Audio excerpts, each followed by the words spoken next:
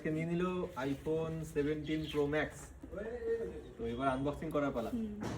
চলো দেখি কি আছে ভেতরে।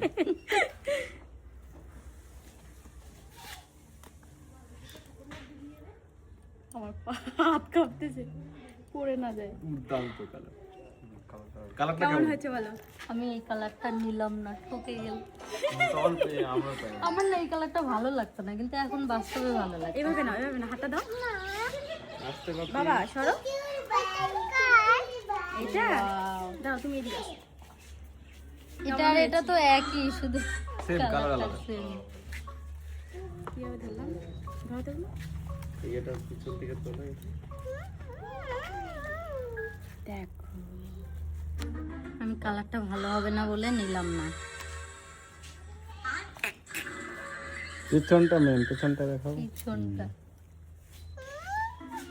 এটা তোমার তোমার দাও এই দাও। আবার হয়ে গেছে। আমি টেম্পারটা লাগাই।